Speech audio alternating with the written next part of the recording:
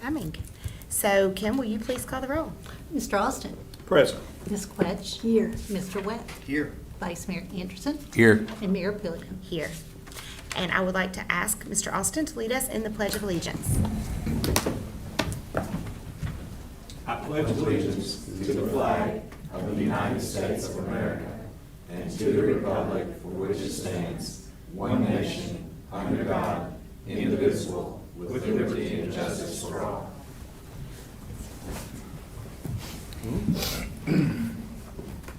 Now I'd like to ask Mr. Stephen Vaughn, who is the pastor of Trigg Street Church of God and the Fire Department chaplain, to open our meeting with a prayer.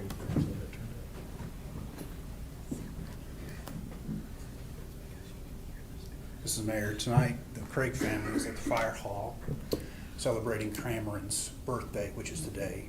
And so if we would you allow everyone in the room to stand and just have a moment of silence before I pray? Thank you.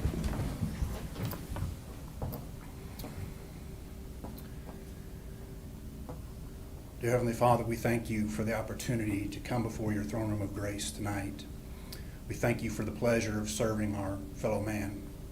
Lord, we ask that we would serve you to the best of our ability to invoke your will in our town and our community. Lord, as young firefighter Craig gave his life so valiantly, Lord, for his service, Lord, we ask that we would be able to give our will to you so that you could use us to do what you would for our fellow man. Lord, bless our leaders, bless our first responders, bless the Craig family tonight. In Christ's name we pray. And everyone said, Amen. Amen. Thank you. Thank you.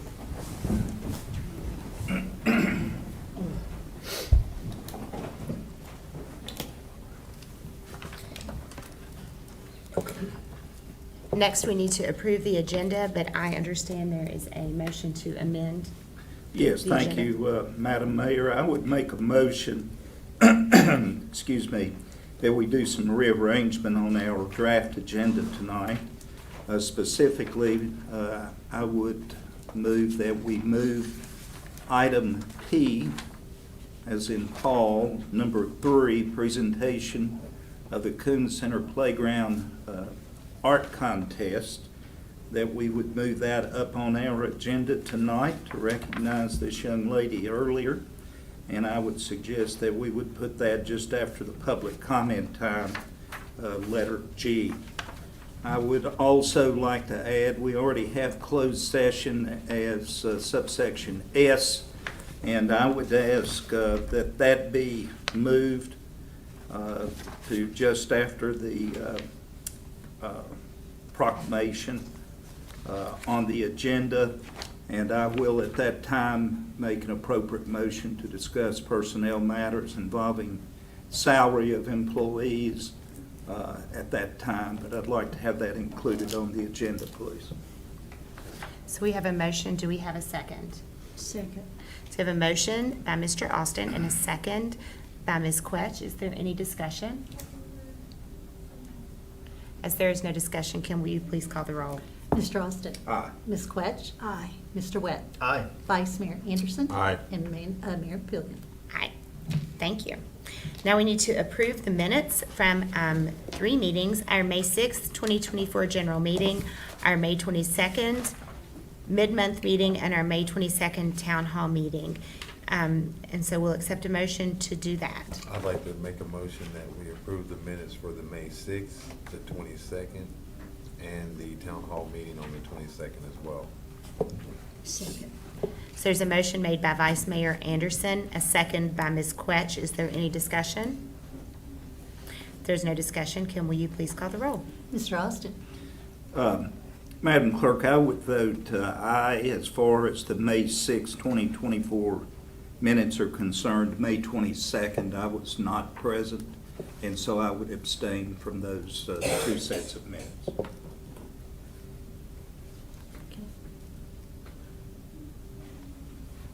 Ms. Quetch. Aye. Mr. Webb. Aye. Vice Mayor Anderson. Aye. And Mayor Pillion. Aye. Okay, next on our agenda, we have public comments, and we have one person signed up for public comment. Mr. Copenhaver?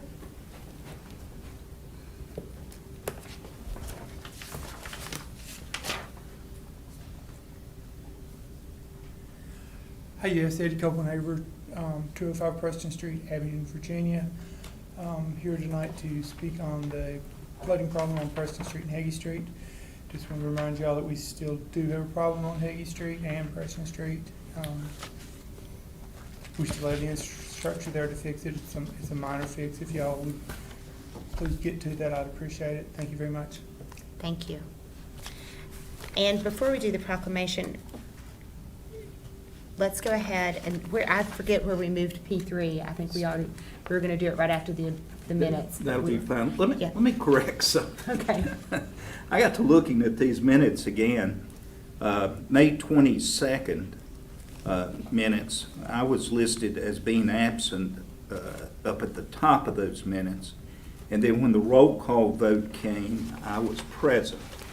And I have read the minutes, and even though I may be a little bit older, I do have a recollection of being here at that time. So I'd like to have my vote recorded as aye in favor of all the minutes, please. Well, I was not going to argue with you. I was wanting to make sure I saw it. I saw the look on your face when I did that, and I guess they probably do need to be corrected up at the Yes, I top will. where it says member absent myself. Do we need to revote on the correction, or is, okay?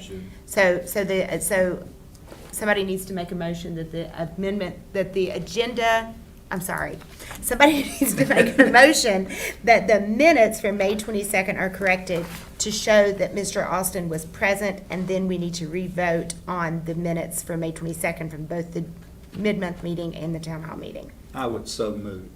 I'll second that. So the motion made by Mr. Austin, seconded by Vice Mayor Anderson. Is there any discussion? I'd like to point out that none of us caught that either, so you are not alone. And- Well, since it was my name, I should have been the one to have called that. I apologize. Kim, will you please call the roll? Mr. Austin? Aye. Ms. Quetch? Aye. Mr. Webb? Aye. Vice Mayor Anderson? Aye. And Mayor Pillion. Aye. And now we're going to skip forward to item P, miscellaneous business and communications from the town manager, and we're going to go to item 3 for the presentation of the Coombs Center Playground Renovation Art Contest. We're going to have Mr. Pollard, who's our Director, Parks and Recreation, come and tell us about this recognition. Good afternoon, Kyle.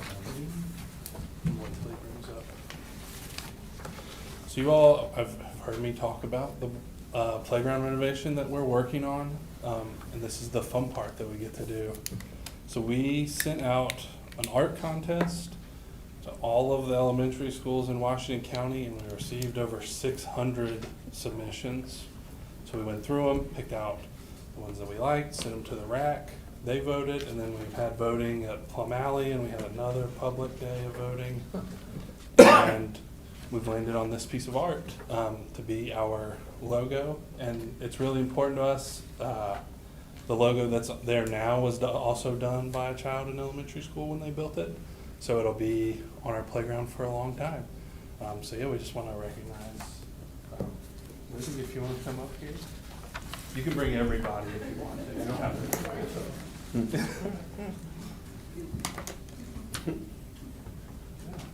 doing a wonderful job. Great job. Olivia, I think you've done a wonderful job on the picture. We're very pleased with the work that you've done, so congratulations to you. It's beautiful. You did a great job. And we have some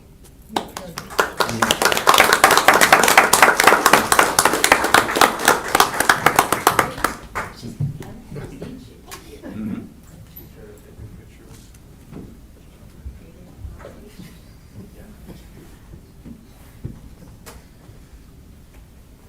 Congratulations. You did a great job. We have a certificate for you, and then we have a framed piece of your artwork. I guess is this the original? No, it looks like it's been, That's the copy. We're gonna frame the original and keep it at the Coombs Center once so we're. that's amazing. Congratulations. Congratulations. You want to hold it up for the picture? Oh, let's go over here so everybody can see. Yes.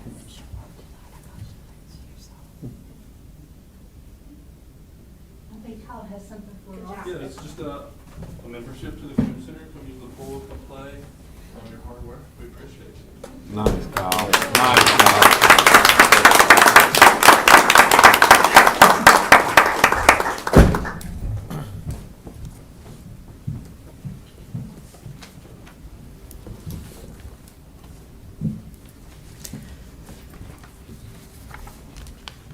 Okay, so next on the agenda, we have a proclamation recognizing June 2nd through 8th as the National Garden Week.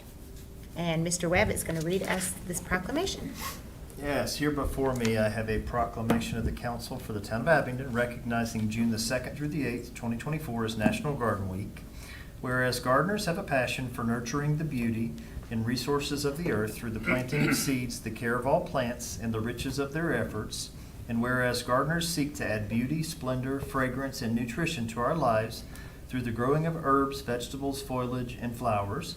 And whereas gardeners work to preserve our country's traditional spirit of independence and initiative through innovation and hard work. Whereas gardeners advocate the importance of all creatures, large and small, that share our world and their roles in a balanced and productive ecology. And whereas gardening furnishes a challenging and productive activity for many citizens, for those just learning as well as those having years of experience. And whereas gardening promotes a healthy lifestyle that lasts a lifetime, helps reduce stress from other areas of our life, teaches that reward can come from diligent efforts. And whereas gardening enables members of the garden clubs across the nation and the world to serve others in the communities where they reside and work, now therefore, Amanda Pillion, Mayor of Town of Abingdon, do hereby proclaim the importance of gardening as the numerous contributions of gardeners and designate the week of June 2nd through 8th, 2024 as National Garden Week.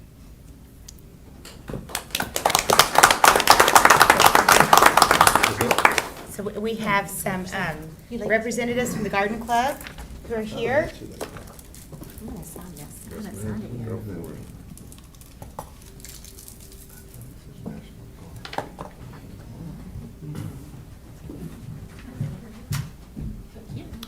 Ladies, it's good to see you all this afternoon. All right, keep up the good work.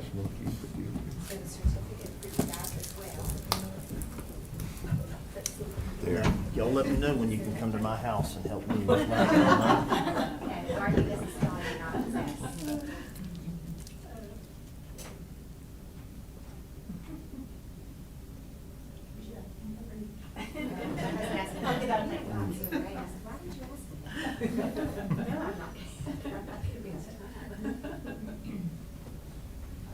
If he buys the flowers, I can plant them. I just don't know which ones to buy.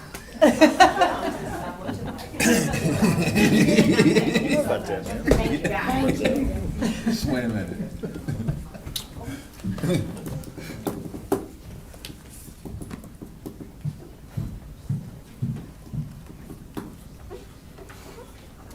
That back down to Kim. Okay. So I guess now is the appropriate time for your specific motion. Thank you, thank you. I'd like to move this time that the Abingdon Town Council convene in a closed session to discuss the following as permitted by Virginia Code Section 2.2-3711A1, a personnel matter involving personnel salaries, the police department, to be included in that specific motion. I'll second that. So we have a motion by Mr. Austin, a second by Ms. Quetch. Is there any discussion? Kim, will you please call the roll? Mr. Austin. Aye. Ms. Quetch. Aye. Mr. Webb. Aye. Vice Mayor Anderson. Aye. And Mayor Pillar. Aye. So we will adjourn to closed session. We will be back shortly.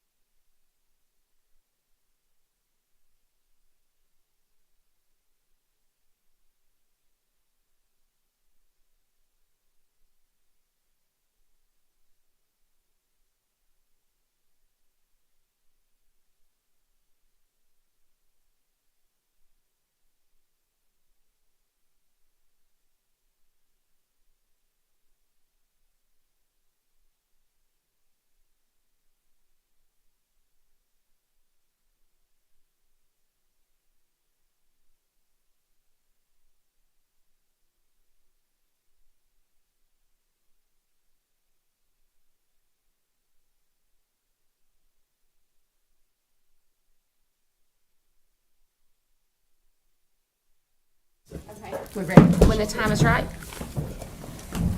Yep, go ahead. Are we ready? Yes, sir.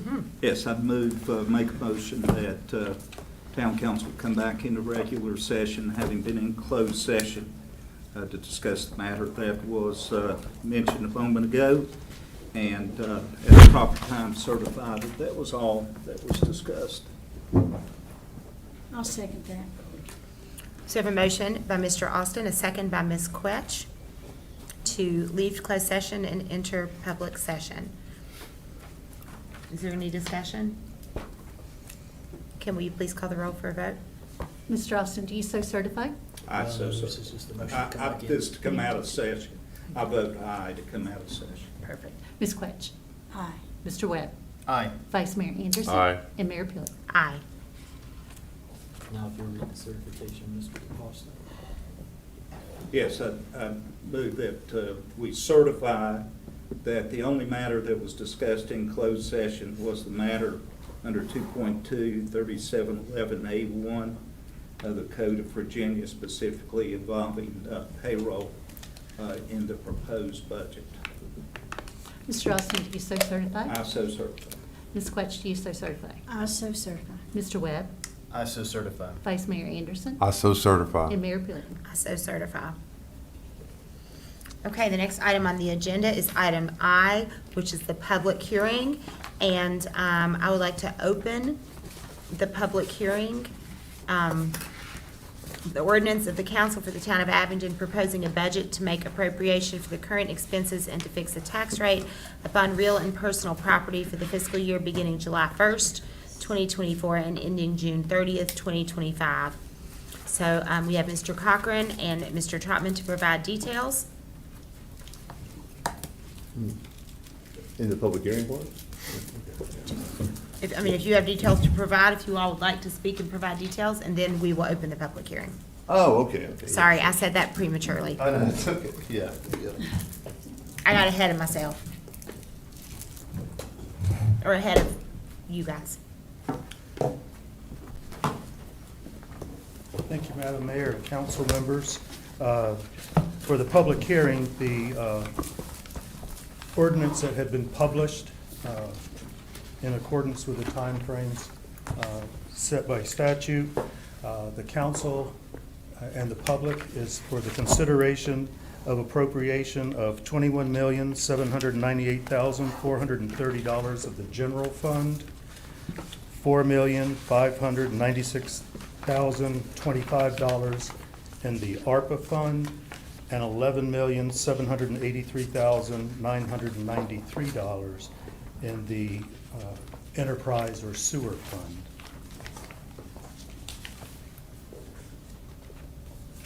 Do they open it up for public comment on, Or do you want to go to the whole thing first? or do we go to the reading? I think we do the details first, and then I'll open the public hearing, and then public comment, and then we'll close the hearing. Sure. We're just gonna have the first reading, so there's not gonna be any discussion today. Yes. On the Go first through reading. First Street and then, yeah, so just go through. So go this. down. Okay. Yeah. Okay. First of all, again, you should all have your budget books that were presented about 10 days ago. This is going to be a synopsis of that. If you have any questions about specific line items, the book has detailed line item information. But at this point, just like to talk about that this budget, we had a number of meetings with the departments starting back in January on their operational personnel as well as capital outlay needs. We vetted that with the town administration. That had been pared down from original requests down to a more town administration proposed budget, which is what's before you today. I think it's important to remember that any budget, it's not an exact science. This is a guide, it's a planning guide, a planning tool to provide all the government services that the town administration feels is necessary for the citizens of the town. There's a lot of inputs. Some of it is based on historical trends. Some of it is based on actual quantifiable data that we have, whether that be new insurance premiums, workers' comp rates, VRS, those quantifiable data points. But there's also an assessment of needs as well as historical trends that go into this, and also the market realities, the market condition realities. As we all know, having gone through the pandemic a few years ago, things change and they need to be addressed as on going forward.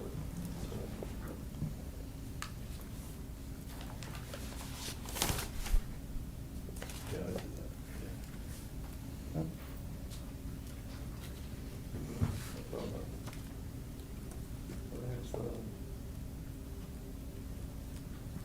Sorry, it's not. Can you advance the slide?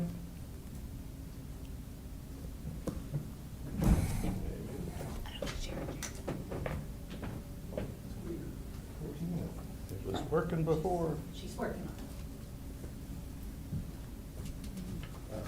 There you go. Down there, okay. Yeah, sorry about that. Yeah, I mean, and then the key on this, this is, there's no real estate tax increase, there's no personal property tax increase, there's no meals tax increase, and there's no lodging tax increase, and no increase in solid waste fees. And those are the majority of the things that our residents will see on a regular basis. And so, this budget is, we went, spent a lot of time going through it, it doesn't have those increases in there. Yeah, oh, there we go. All right. Personnel is a large component of the budget. Obviously, we don't make a lot of widgets, so we have rely on the resources, human resources, and the talents that they bring to the table.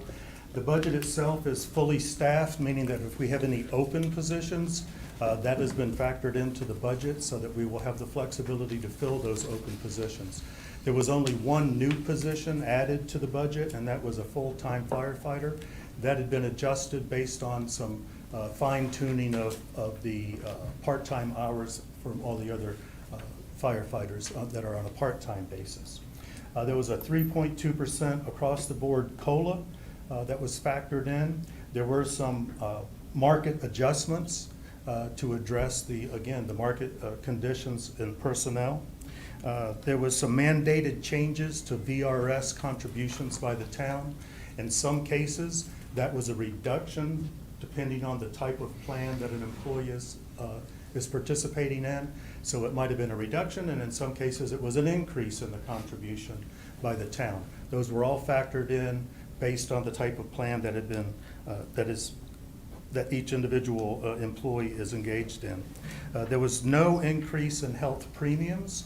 However, there may be some adjustments in health premiums because people's lives changed during the year. They might have gotten married, so they went from single to spouse coverage or family coverage, or came off their parents' coverage. So those adjustments have been made based on open enrollment data, but there's no across-the-board increase in healthcare premiums. That was a second year in a row, which is really, I think it speaks a lot to, I would say it speaks a lot to the health of the town, but unfortunately, we're actually in a pool, so we probably didn't contribute that much to it. But anyway, we didn't have one.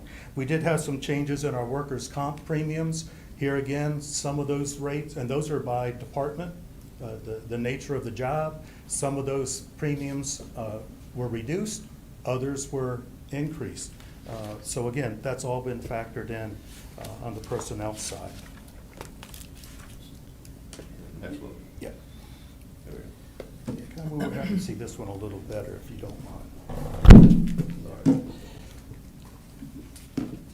What I want to go through now is, and again, this is on a summary level. This is the revenue sources for the general fund. We're just focusing on the general fund right now. Our general property taxes, you'll see that they remain relatively flat. There is no increase in taxes. However, the value of personal property will affect that. Used car prices have moderated some, but they still haven't gone back to previous levels, and so that's why you see a modest increase in our general property taxes. Other local taxes, that's our meals, lodging, sales and use. That's a very large component. You'll see that we're adjusting that with a modest increase of 6.25%. On meals and lodging, that was based on this year's trend with a 5% anticipated increase. Some of the other taxes were based on actual trends right now. That's why, even though we went meals and lodging at 5%, that's why you're seeing a little bit higher for the overall. Then we also have the permits, fines and forfeitures. The key on this that I want to draw your attention to is really on the use of the general fund reserves in order to balance. We have to have a balanced budget. All of our revenue streams need to cover our expenses. So in this case, we're using $347,000 of general fund reserves. And I'll get into a little bit more detail about that in a moment. But that compares to 1.5, almost $1.6 million that was appropriated this current budget year for use of the general funds. I think Mike said today that that is even going to go down more because of the county. Right. Correct, yeah. Right, that's gonna go down more, and I should address that. This presentation is based on what was published to the public in the newspaper. Since that time, the county has reinstated an allocation for fire prevention for the town. That's not factored into this presentation because it was already published. It'll certainly be adjusted as we go to the second reading later on in the month. But that's And when was this published? Saturday, a week ago, this past Saturday, wasn't it? Okay. So about 9-10 days ago, 8-9 days ago. And then the county just last week reinstated that. Okay. So that's $111,000, so this 347 will drop down to 236,000. So that's what we're using this year. ARPA, this transfer from the ARPA fund, that is only ARPA interest that we've earned. We've already used some of our ARPA interest in the past. This is using additional fund because that is our money. It doesn't need to be reported as a federal allocation. So that's included. And also, we have a transfer from the fleet fund. That $1 million was actually insurance proceeds that we received this year, but the fire truck is not going to be ready for us this fiscal year, so it's going to roll over next year. So that's where that comes from. So when you look at the bottom line between last year's appropriated or anticipated revenue versus this, it's less than 0.5% different. And that the main driver really is the general fund, use of the general fund reserves.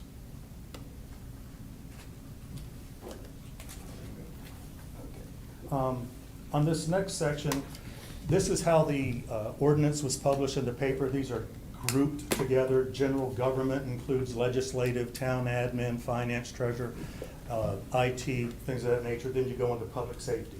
Just wanted to group these together because this is how it was published in the paper at a more high level. If you don't have any questions here, I can skip a couple pages and get down to more the department level, if that makes sense.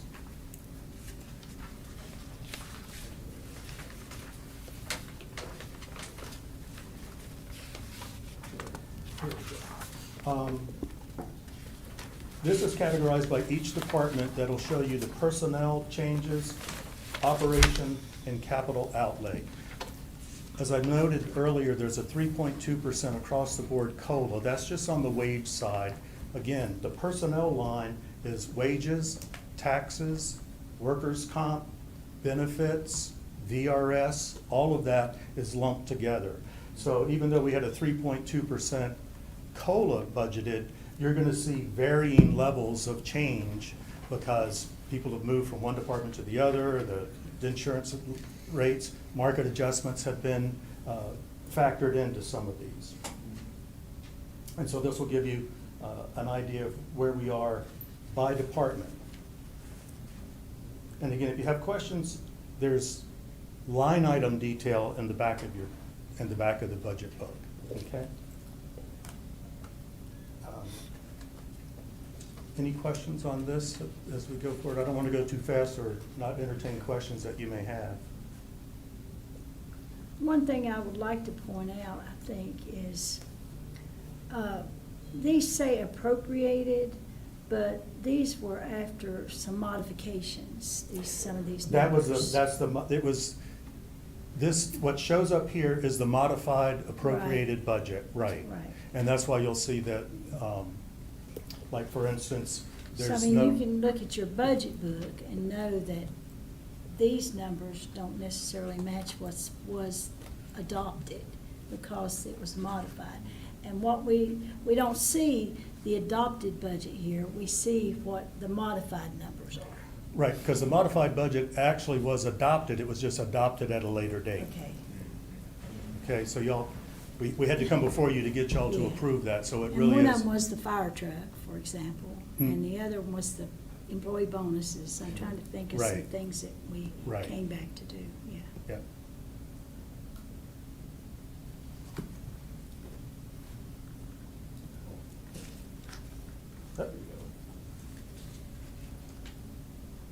Some of these departments that show large increases or decreases, there has been, particularly in Public Works, we've moved some folks from, like from facilities maintenance, they moved into Public Works admin, Matt Henderson and some other folks, because they have a more umbrella view of Public Works. There's been a move over the last couple of years to try to consolidate some of these things. We really can't consolidate all of them. One of the reasons is because of workers' comp. Depending on the nature of the job, there's a different workers' comp level, and that's one of the reasons why we do keep departments segregated the way they are. But from a management position, like for Matt Henderson and others, we can move them into public admin lines. We've also had some folks with facilities maintenance and parks and grounds. They shift back and forth depending on the weather and whatnot, so. But they have to have a home, their primary job, and that's focused here.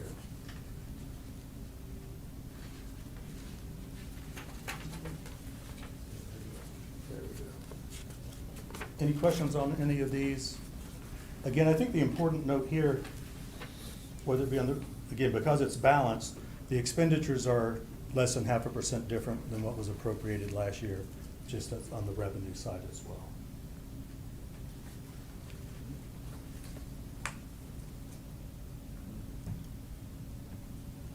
Now, the debt service is a little lower this year. We had a large principal payment on one of our bonds that was due this current year, and so that reduced it. Also, we had paid off one of our smaller debts with First Bank and Trust, so that's included in there. This is a summary of all of the expenses, and this was not done on purpose. As I mentioned, there's a 3.2% COLA. The personnel line item includes everything. It's purely coincidental that it came out at 3.2%. As I said, some departments were lower, some departments were higher. All those things that factored in, coincidentally, it came out at 3.2%. So, increase. Can you back up? Yeah. So again, when you get down to the bottom line, it's less than 0.5% different between this current fiscal year and next fiscal year, with all of those things that we had talked about. Okay, this is the general fund balance, and we've talked about this before, both in the Finance Committee as well as in Council. Our fiscal policy requires us to have a $5 million unassigned general fund balance for unexpected things like pandemics. The council also approved at the suggestion, recommendation of Davenport, our financial advisors, to also institute a $1.25 million budget stabilization fund. These are still part of the, quote, unassigned, which is a term that GAT uses. And the budget stabilization was put in place, and we funded that sooner than we thought we were gonna be able to, okay, which is great. But the budget stabilization is to be there so that when you have the ebb and flow of our cash flow during the year, we might dip into that, but we'll pay it right back. If we had a major pandemic type event where we had to dip into the $5 million unassigned fund balance, then the council would have to direct that, and then we would have to make arrangements to pay that money back, okay? So and this is as of April, because May just closed, and we're still reconciling all of our bank statements. So this will show you what our general fund balances were at the end of April, which was just shy of $11 million, okay?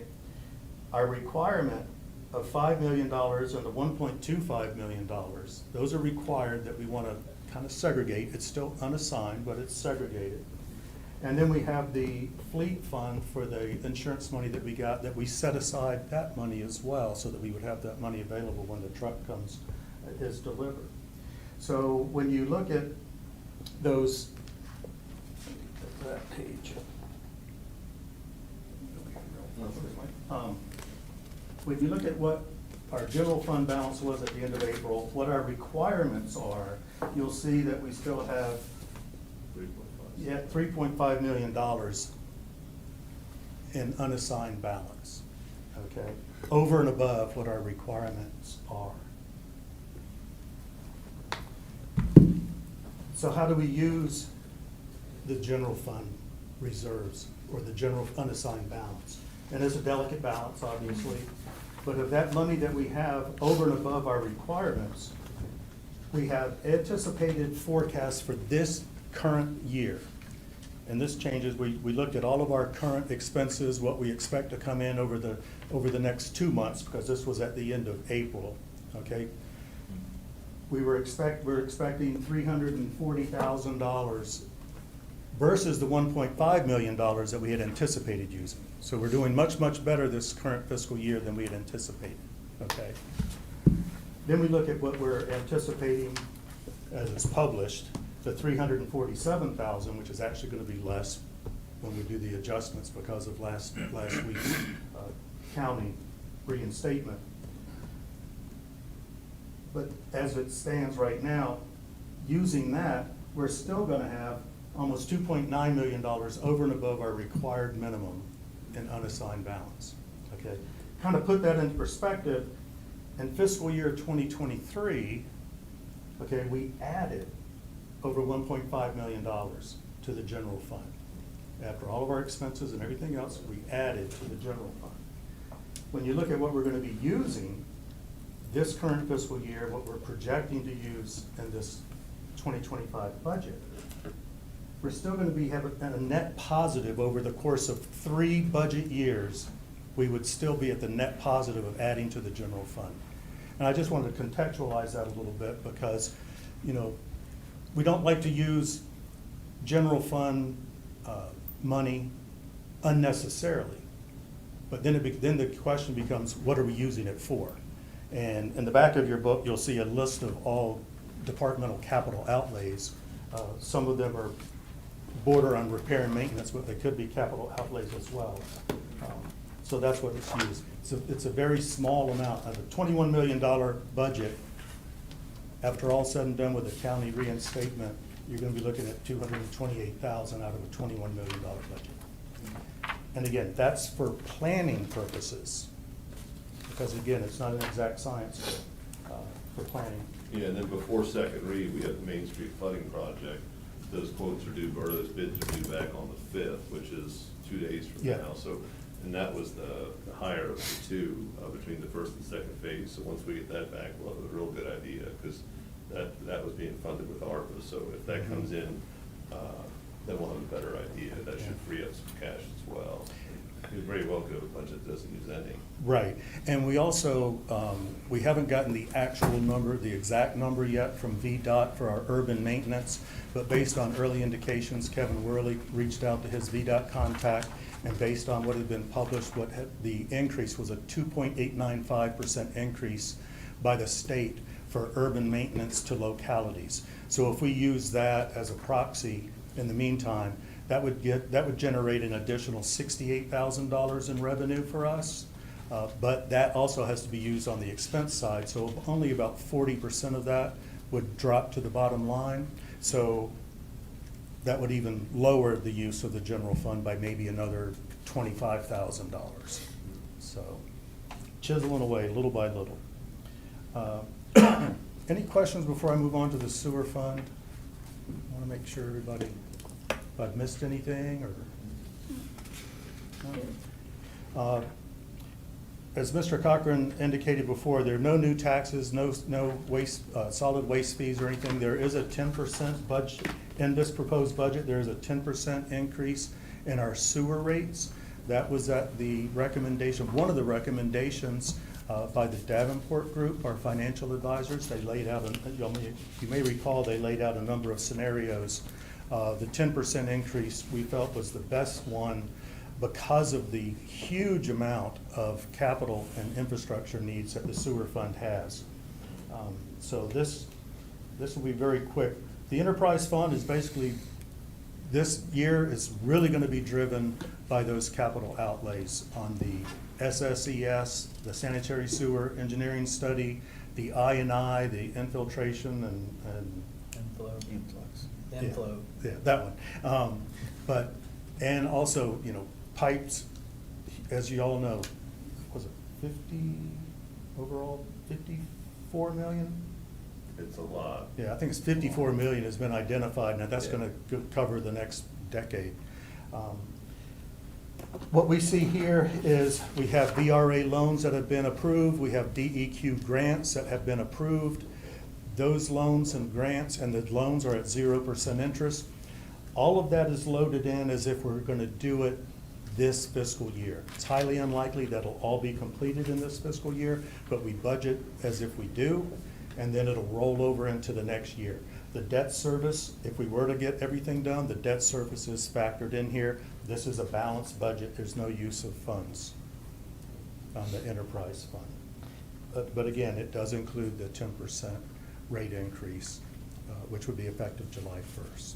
And without that rate increase, it would not be a balanced budget. It would, right, it would not be a balanced budget, and it would really present a challenge for ongoing debt service as these projects come online. So this allows us to maintain what enterprise fund reserves we still have, so. Because we've got some major, besides what's been identified, we have other projects that need to get done, and so we have to keep the cash flow going. There's a lot of deferred maintenance and things along those lines.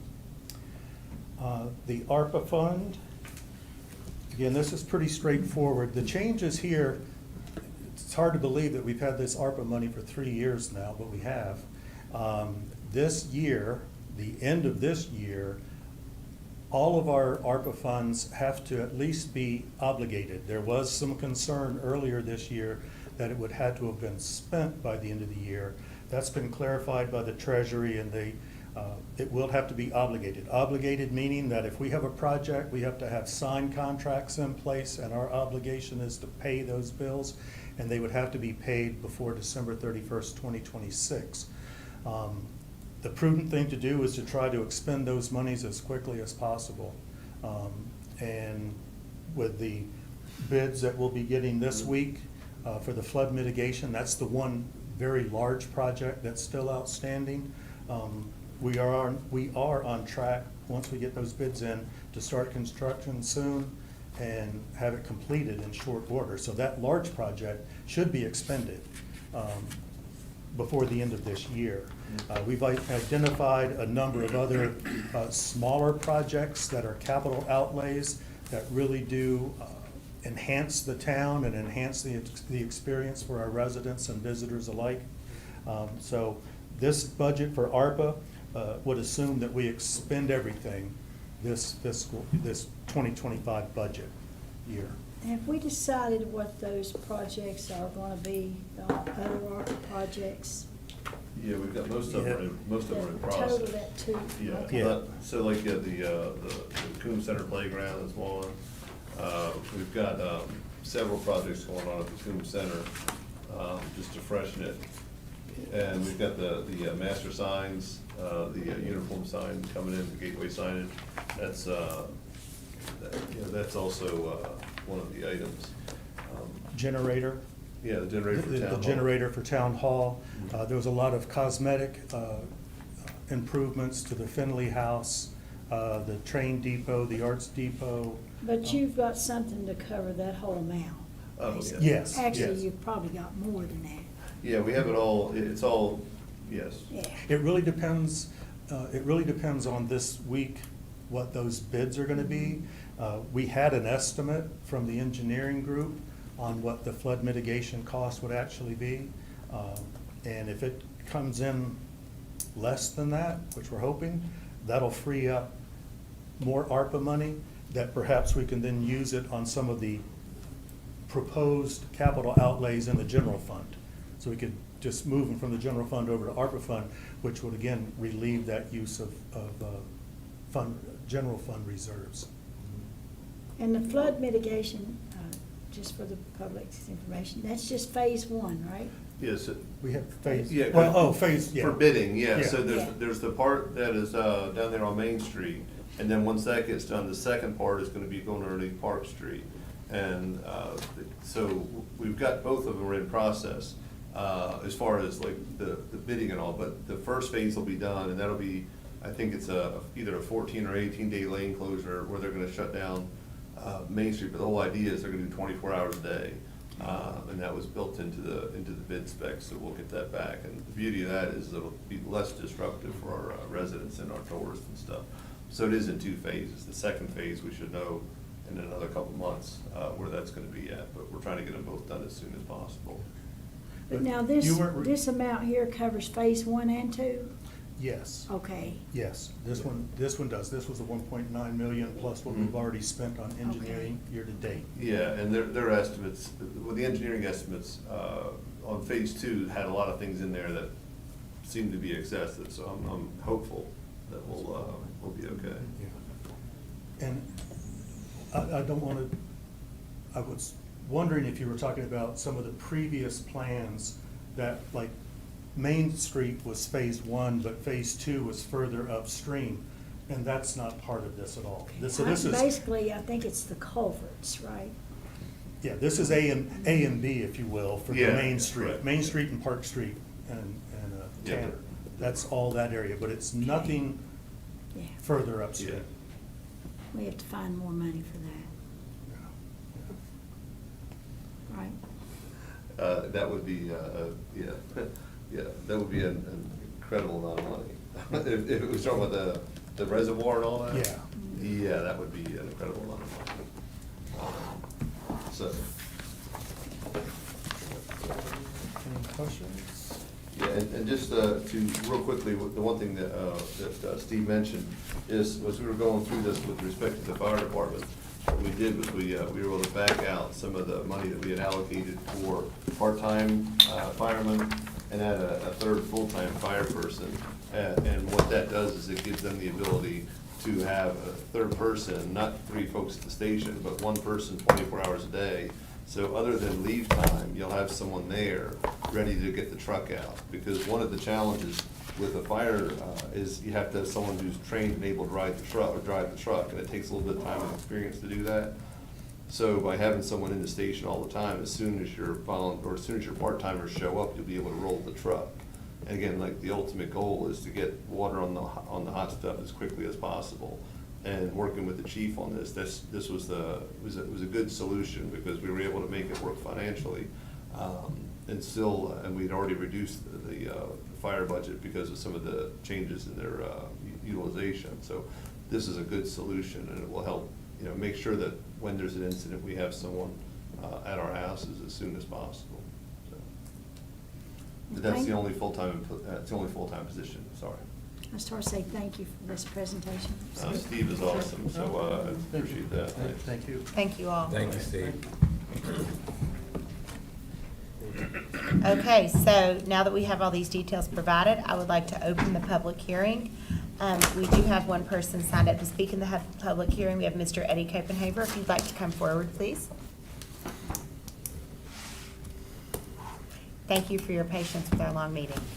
It's no problem, ma'am. Thank you all for all you're doing. Slept with a budget book or two, and it's not the most fun night. We all remember where we were on 9/11, because I was on my way to the Coombs Center. And the Coombs Center is a great place. I mean, I love the Coombs Center. In the best of health and worst of health, I was at the Coombs Center.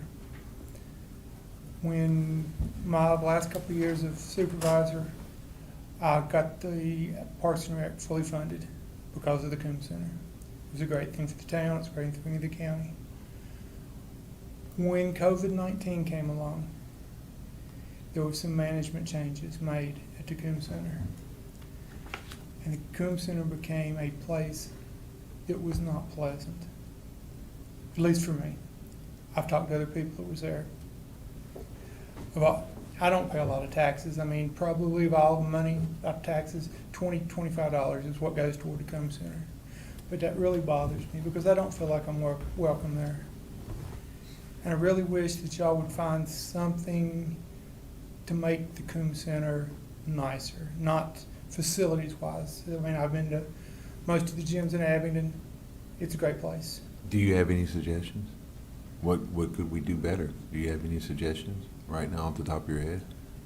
It just needs, there needs to be some kind of a nicer, more public-centric people working there. They don't need to be against the people that are there.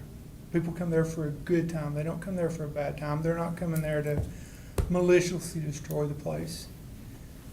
But sometimes to me, there's like a power struggle, not a struggle, but a power play by the people that work there.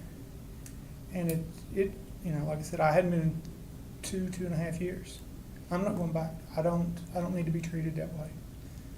So if that's my concern, is the Coombs Center. It's a really great place. It's got a lot of potential, but sometimes the management runs them off. And I appreciate y'all. So what are your suggestions budget-wise for this situation? Budget-wise, reallocate your money from your management. Okay. Okay, thank you. Thank you. Thank you, y'all. Y'all have a great night. Thank you. Is there anyone else here who would like to speak in the public hearing concerning the budget tonight? If there are no further comments, then I will close the public hearing. We have no resolutions on our agenda tonight. We do have the first reading of the ordinance, which is the ordinance of the council for the town of Abingdon proposing a budget to make appropriation for the current expenses and to fix a tax rate upon real and personal property for the fiscal year beginning July 1st, 2024 and ending June 30th, 2025. And I would like to ask Mr. Cochran and Mr. Trotman if they have anything to add to our preceding discussion. No, I think we've pretty much thoroughly gone over it, so, yeah, no. Okay, thank you. So then I would like to, so we're not voting on this tonight. So shall the proposal be rejected? If no, then it will go forward to a second reading at our next meeting on June 20th. The next thing we have on our agenda is the consideration of bids. We have a consideration of bids for the Guardrail Annual Maintenance Project. We have Mr. Surratt, who's our Director of Public Works, to come forward to provide details for us. Thank you, Madam Mayor, council members. On May 6th, Public Works put out a invitation to bid for our annual guardrail replacement and repair services. We usually do this on a term contract, on a unit price contract. We did receive bids on May 21st and had a bid opening. We had 2 responsible bidders. And the low bid was Selco Construction at $14,209 based on their unit prices. Me and Kevin Worley went through the bid tabulation. There was a bit of discrepancy in the numbers, and we went through it a couple more times. And it was Selco who was the low bid for $14,209, and it's the staff recommendation that we award the contract to Selco for $14,209. Okay. Do we have any questions for Mr. Surratt? Have we used this company? Excuse me, ma'am? before? Have we used them before? Yes, ma'am. Okay. Yes, ma'am. So you're familiar and comfortable? Absolutely. As a matter of fact, they were our previous contract. Okay. Okay. Okay, if there's no more questions, then we need a motion to accept this bid. So moved. I'll second. So we have a motion by Mr. Webb, a second by Vice Mayor Anderson. Is there any discussion? If there's no discussion, Kim, will you please call the roll? Mr. Austin. Aye. Ms. Quetch. Aye. Mr. Webb. Aye. Vice Mayor Anderson. Aye. And Mayor Petty. Aye. Thank you so much. Thanks, Bob. So there is no new and no old business on the agenda. We do have some further communications from the town manager. First of all, we have an update on the, from community development regarding the town hall meeting discussion on affordable housing that we had at our last town hall meeting. And we have Ms. Matta Rice, who's our assistant town manager and director of community development. Good evening. I'll try not to keep you here too long, but at our last town hall discussion, there was a lot of comments that were brought up, and I mean, I think we're still all kind of learning how we're gonna do those.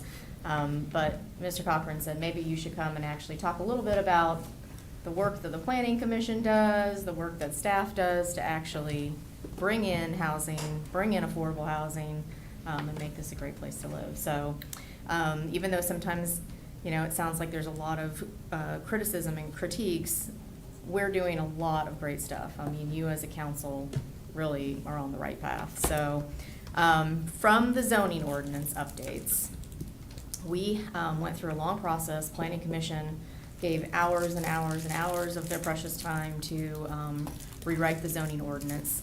And so a couple of the fun things, I mean, we're on track with every other community across the country who's really trying to tackle housing. We now allow ADUs on every parcel. So anyone can actually put a second unit on. And so that's kind of a very impressive thing that we passed to get that allowed. We allow housing in commercial districts. So you can do second-story housing on the top. You can have a business on the bottom. So a lot of that goes through the Planning Commission for approval, but you are allowed to do that. We went so far as to create a new zoning district with smaller lot sizes. So we said if we want more density, we're not going to assign it right now, but if a developer comes in and wants it, they can come through and ask for it. So we created smaller lot sizes. We created something really clever called cottage housing. And so you can actually come in and take what we call remnant parcels, parcels that don't have a lot of use left for them. They may be stuck in an awkward spot, and do small cottages, which is something that we went around and around and around and actually had a subcommittee of the Planning Commission work on. So that's kind of a really cool thing. We allow more than one dwelling unit in every zoning district. And so that essentially, a lot of places have actually said, well, we're eliminating single family zoning. Well, we didn't really say that, but essentially we have done that. And your R3 zoning district, your R2, your R3, your R4, I mean, that allows single family, that allows duplexes, quads, multifamily. So we have a very, very flexible zoning ordinance when it comes to housing. And one other really creative thing that we did is if you want to come in and build affordable housing, we actually have a density bonus for housing developments that would actually put into place affordable units. So from the zoning side, your zoning ordinance is wide open. From the historic district preservation, that was one of the questions that was brought up. Right now, we require a special use permit to convert a residential use to a commercial use. So if you think you're losing historic homes to commercial, that's actually not true. We haven't had any that's happened to, at least in the last 3 years. In fact, we've had some businesses convert back to residential. So again, you're protecting your historic homes. We also had another question. There was a lot of questions kind of about short-term rental, and doing a lot of research. While short-term rentals can sort of become that sort of pinch point of like, oh, affordability, it's so expensive and people are raising their rates. What they have found that in larger studies is that your short-term rentals are not concentrated in your affordable housing areas. They're in your touristy districts, they're in higher income places, so you aren't really losing out affordable homes to short-term rentals. If anything, it's people that want to retire here. So they come here and they buy a home now, they go ahead and put it on the market as a short-term rental, thinking that they'll come in a few years. So that's not really as much of a problem as people really want to think about it. And when you think about short-term rentals, when you're really talking about, you're providing specific types of tourism housing. So we, you know, if you just had hotels, where do the families that come to the ball games stay?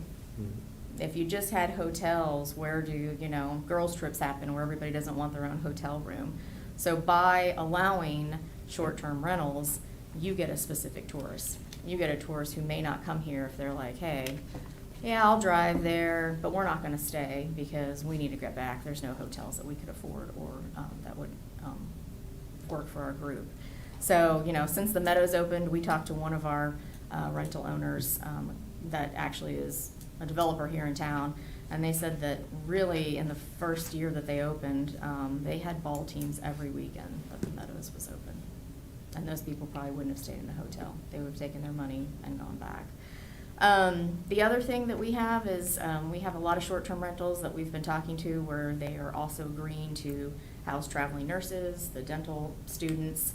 And so even though you might see them as short-term rentals, they do look for those longer residential stays if they can. So it's kind of not specifically short-term and not long-term. But to be quite honest, we have 4,700 addresses in the town of Abingdon because we just sent out a postcard to remind them to get the building permits. We only have 55 short-term rentals. So that's a total of 1.1% of our homes are short-term rentals. So we're not being overwhelmed at this point. We have a zoning ordinance with the Planning Commission that says we can remove their business licenses if they cause problems. So it's really a fairly small portion that is even in short-term rentals. And honestly, offering those variety of stays in the community makes us competitive. It creates more jobs because more types of tourists want to come here. So I don't think, you know, that we're really, there's sort of a fear of whether or not they're paying taxes. Well, Airbnb and VRBO and all of those, they already remit the taxes to us directly.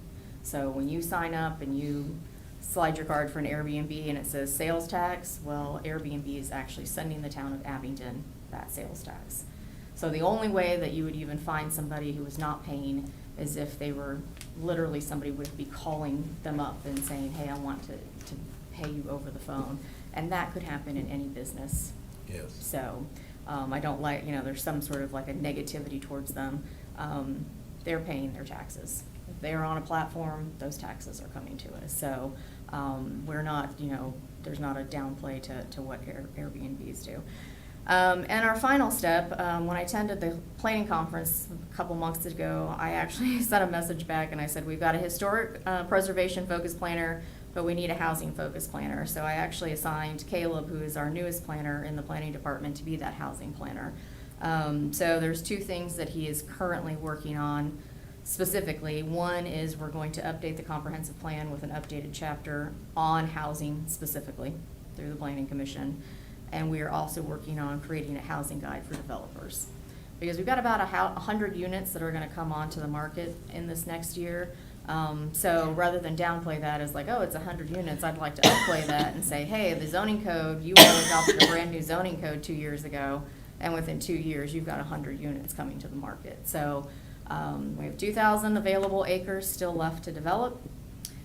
Some of the interesting things that we're doing is, you know, trying to really focus on housing, much like we focus on historic preservation, economic development, and I told Rick today, I said, how about getting us a pre-approved accessory dwelling unit building plan so that when somebody comes in and they want to do it, Rick can stamp it the day that it comes in the door. So we're looking for clever ways to remove any kind of impediments that somebody might think is happening, because there's a lot of that. You know, it's tough to develop, tough to build. We've got land, we've got developers, and we've got 100 units coming online. So I think we're doing a lot of good. We've been also working with the PDC. I know there was some talk about Smith County. Smith County had a large influx of about $3 million that they specifically set aside for housing, and that kickstarted their whole housing program. But we're working with the PDC to basically get as much of that going here as possible, because now they know those programs, they know how to get the funding. We own a scattering of parcels, and so we're looking to start workforce housing on the parcels that the town actually owns. So Just wanted to say, I think you're in good hands. You all are making great decisions, and your planning commission is the ones that work hard to get it going for you. You so. also do excellent work. Yeah, Thank that's you. right. Thank you. So are there any questions, or good to go? All right. Thank you for Thanks, preparing Thank all you, of that, Maya. Grace. Yeah, no, I appreciate that. That was basically because we sat through one presentation where they read off a housing study, and it's like they wrote the housing study without seeing what we were doing. And then when those folks were here the other week, they kind of parroted that same study, and, you know, we're actually way ahead of the game. I mean, way ahead of the game. And you get to live here, so who wouldn't want to do that? Right. Those statistics are very helpful too about short-term rentals, because I know a lot of people have voiced that concern to me, so I'm glad to know that we actually have that well under control. Thank you. Okay, the next thing on our list is a consideration of a request for banner display permit from Washington County Public Library for the Friends of the Library book sale for July 26th through August 4th, 2024. And Mr. Cochran is going to discuss this with us. Yes, after we published the list about a month ago, the library contacted us and said, "Oh, what about?" And so this was something that was left off the list because we didn't know about it. So just because the method of adding something to the list is to bring it to council and bring it to council for approval. It's just our library back there on ballot. Right. Okay, do we have any questions about that? Do we need to vote on that? Yeah. Okay. So do we have a motion to accept? I'd make that motion. I was gonna say, I'll make that motion as well, to consider the request for the banner display permit for the Washington County Public Library for the Friends of the Library book sale, July the 26th through August the 4th, 2024. Okay, wonderful. So we have a motion by Ms. Vice Mayor Anderson, and we'll have a second by Mr. Webb. Is there any discussion? And just to make clear, the list and how we've done this with the banner polls is that it's just governmental speech, and so this will be a town-supported event, and so that's why they get added to. the Okay. Yes, sir. Wonderful. Okay. Any questions? Okay. Can we please call the roll? Mr. Austin. Aye. Ms. Quetch. Aye. Mr. Webb. Aye. Vice Mayor Anderson. Aye. And Mayor Flynn. Aye. Now, I have a quick question, because Kim prepared some notes for me. Yeah, that paper, that's gonna be on the 20th. Okay, so we don't need to worry about that? No, Okay, correct, yeah. just making sure. Mhm. So we've already taken care of the next item on the agenda, so we will move on to council member reports. Oh, I have one thing. Oh, you have one more thing? I'm Yeah, so yeah, sorry. I'm so sorry. No, so, one of the things, during the last month, Tanya, she moved to, working for the state, which is really, it's a challenge when you lose a rock star employee for a position like that. And one of the things that Tanya did was economic development plus the tourism components. And so as part of her, moving on, we have Isaiah Thomas, and Isaiah actually works out of the economic development, or works out of community development downstairs here. Been with us about a year. You can come on up. You might not recognize him because he's far more refined looking this week than he was last week. Yeah. So no, it's Isaiah. It's been with us about a week. It's his hat. Yeah, it's like the hat too. Yeah. So I just wanted to introduce him because you'll see him out in the community. Before he was always downstairs. He's still downstairs, but we're going to transition his permitting job into an economic development specialist, and we've identified about a 4-year training program for him, where he's going to have to, it's not something you can just learn in a week. And I'll tell you, without making them too embarrassed, so I walk through the lobby downstairs sometimes, and when you work with folks that are getting permits and all, it's not always easy. And sometimes, like when you tell someone no, it's particularly not easy at all. And I've walked through there, and I walked there one day, and I mean, it was just a nice old fellow in his 4x4 truck parked in a handicap spot. And I went past him, and all I hear him saying is, "Wow, thank you so much for appreciating that." And he's got soft skills that you just can't teach, and that plus he's got a business background as far as private sector business. He's got all the skill sets that you would want if you're trying to bring in someone for business. And so when Tanya announced that she was moving down the highway, I immediately thought of him because of his interpersonal skills and the soft skills, and that's why he's here, and that's Isaiah. So what he'll be doing is working with the chamber liaison, working with realtors and businesses. We've got a lot of we've got a great business situation here in town, but if you drive through town and do an empty store, there's a fair amount of them. And so he'll be working with that, and then the Entrepreneurial Development Council program is what we've identified as far as he'll be doing. So it's a 4-year-ish program, and you know, he's committed. When we hired him, that was one of the comments, is like, I'll be here my whole career, because you know, he's from the area, and I think he'll be doing an excellent job for us in economic development. So tourism is still going to do tourism, but when it comes to businesses, and then the benefit of having him here is that when someone wants to open a business, you know, it doesn't fit zoning, doesn't fit whatever, and it's all here in-house. And so if someone's coming here and they're wanting to do something, if he doesn't have it, we've got a round table that will tell him how it works. And so that's Isaiah Thomas, and I just wanted to introduce you. So you've probably seen him before, you don't recognize him now, but anyway, that's Isaiah, and Nice to meet you. Nice to meet you guys. Congratulations. We're excited to go forward. I think there's a lot of momentum out there, and we just push it on. thanks. Thank you. Thanks. That's all. Okay, sorry. I didn't mean to skip ahead of that. Oh, no, you're good. It's hidden at the top of a page. Okay, now we have council member reports. Mayor, we had a very nice program, Memorial Day program, and I know you attended. I saw you there. Mr. Anderson and I were honored to be on the agenda there to do some presentations, and we enjoyed that opportunity, but it was well attended, very nice ceremony that day. And I also wanted to mention that Tanya Triplett had left.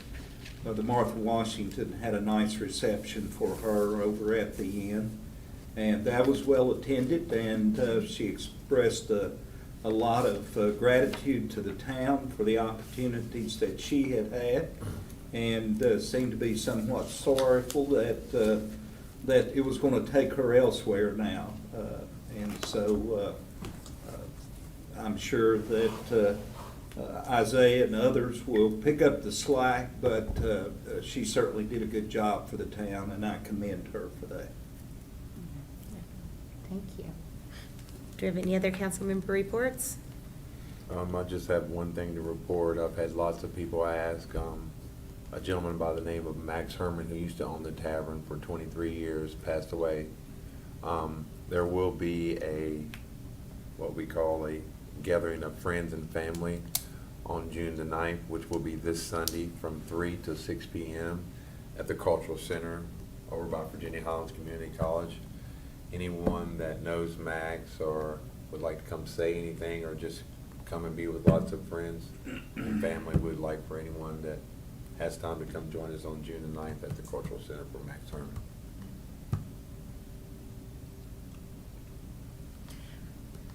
Anybody else? I'd just like to say Plum Valley Day was amazing. Thank you to our staff for all the volunteers who made that happen, and also to our staff who was out working. That was amazing. It was a great day. And then I think that this weekend there is a blood drive, Battle of the Badges. Friday, blood drive. I'm unfortunately out of town and not allowed to donate blood anyway, but I am going to tell everybody I know to go by and do it. I've already tried to coerce some people into going. So if you're able and willing to give blood, then you get to go pick, I guess, if you're going to side with the police department or the fire department, and who you're going to give your blood to. So don't forget about that. That's a great cause. Anything else? Okay, we don't have any appointments to make, and we've already had our closed session, so I will adjourn this meeting. Thank you.